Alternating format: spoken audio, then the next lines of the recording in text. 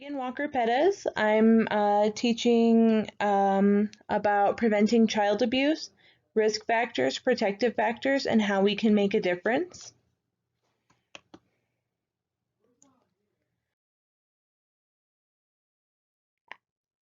After this lesson, you'll be able to explain risk factors of child abuse and give at least one reason why it's important to know these, list ways to mitigate the risks of child abuse, identify and remember several techniques for effective and positive discipline.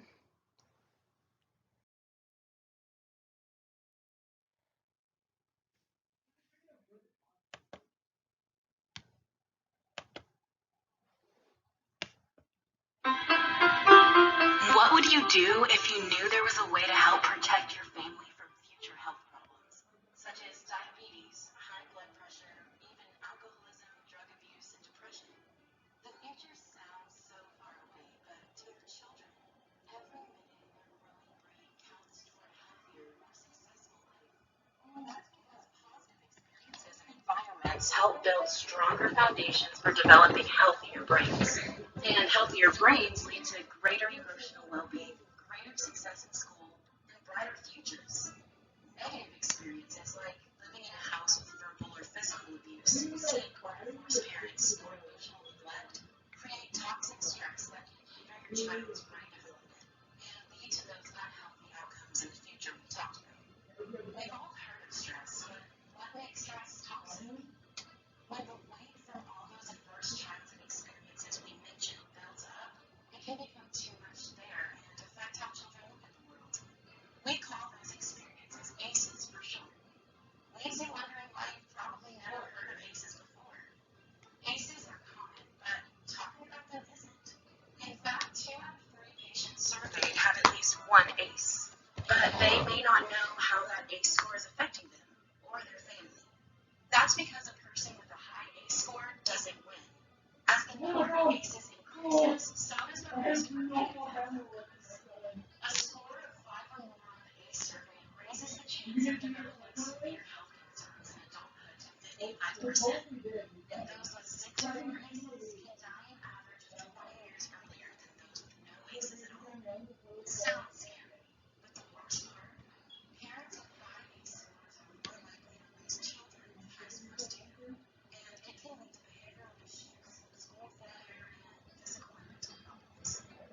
But even if you have a high ACE score, it's good news, because now you know, and now you can change the direction of your life and help others in your family. The key? Well, as we mentioned earlier, ACEs are common, but talking about them isn't. Changing the conversation can help break the cycle and change lives. To start a new conversation, first take the ACE survey online. It's 10 easy questions that'll let you know if you or your family is at risk. Usually that's a score of 4. What if you score a 1 or a 10? Tell your physician. And remember, a child's brain is always changing and growing, so every positive experience you provide is like another building block on the road to a healthy brain and a healthy future. Funded by a grant from State of Tennessee Building Strong Brains.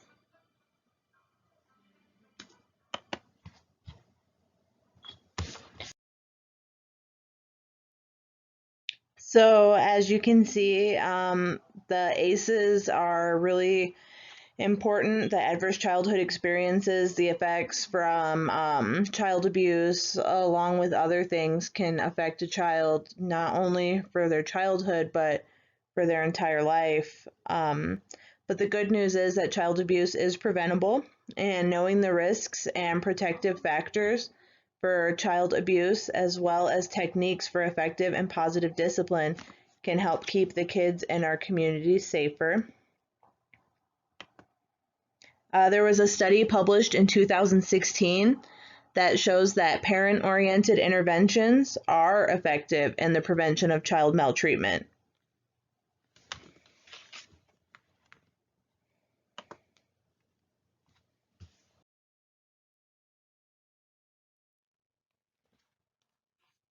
So some risk factors of child abuse are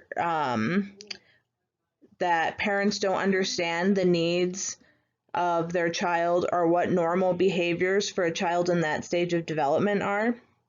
Parents don't have knowledge of positive discipline techniques. The family might not have a strong social support system. And the use of physical punishment is also a risk factor.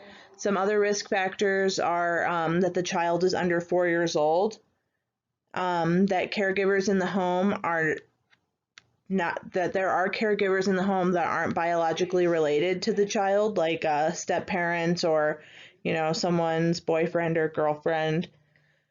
A parent may be a young single parent, low income, or have several children in the home. Those are all also risk factors of child abuse.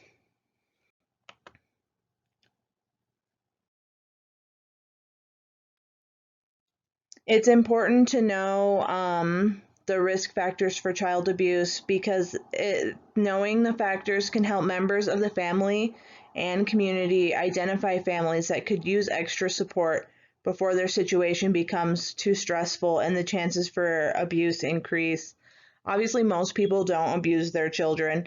Even people that fall into those risk factors, they most of the time, do not abuse their children.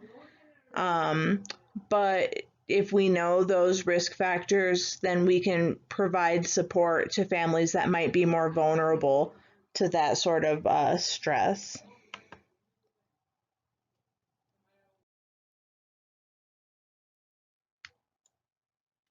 Some protective factors that can help prevent child abuse, especially in those families with younger parents or lower income families that might be more at risk, would be parents that have family and community support, parenting skills that are nurturing, and the use of positive discipline, and parents that are able to meet their basic financial needs. Um, Paying rent, utilities, getting groceries, things like that. Some other protective factors are parents that have developmentally appropriate household rules and expectations for children. And when both the mother and father are involved in the child's life and understand the importance of child abuse prevention, when parents also have good relationships with their family, that also helps and is a protective factor.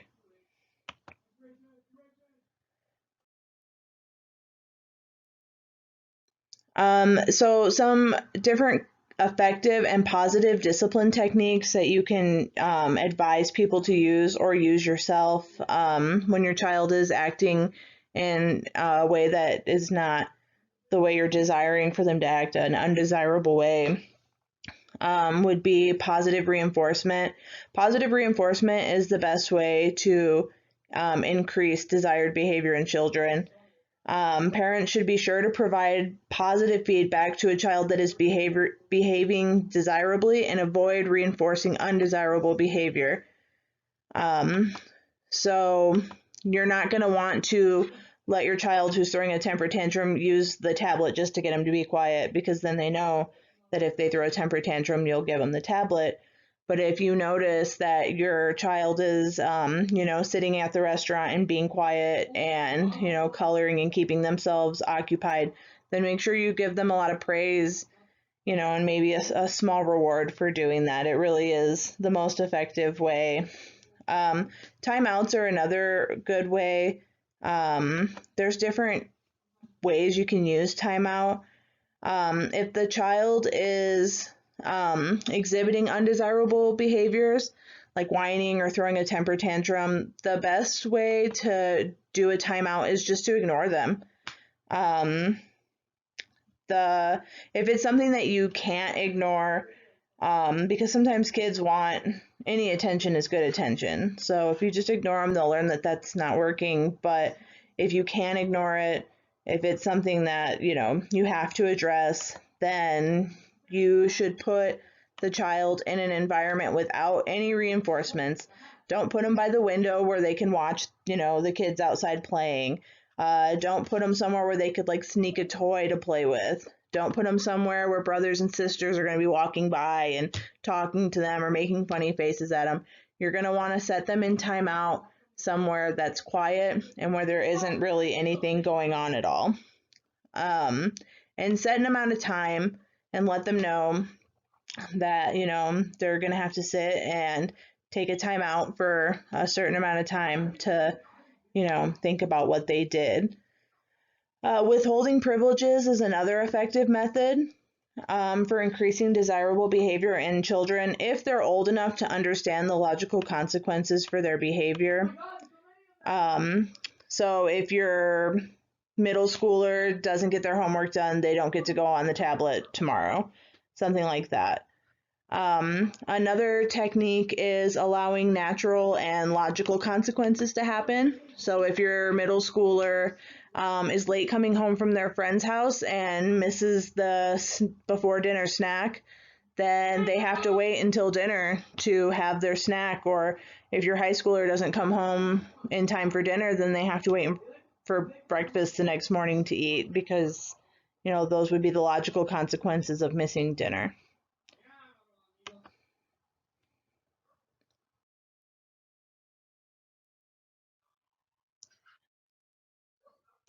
Physical punishment, such as spanking, is not only a risk factor for child abuse, but it leads to negative outcomes for children. It harms the parent-child relationship and can lead to poor self-esteem, antisocial behavior, and increased aggressiveness. It's not really a very effective method. It obviously will temporarily stop the child from, doing the undesirable behavior, but it causes more problems in the long run than it solves.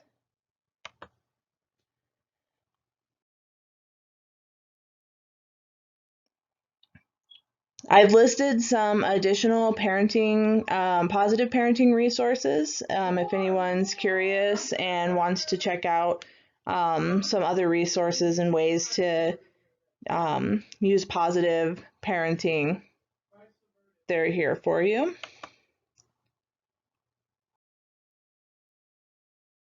And today we learned that child abuse is preventable.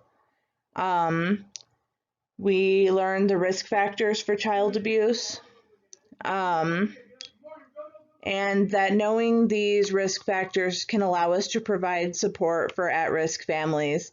We learned some protective factors. They also can help at-risk families have better outcomes, and they drastically reduce the incidence of child abuse. We learned about positive and effective discipline techniques and resources to learn more about positive parenting.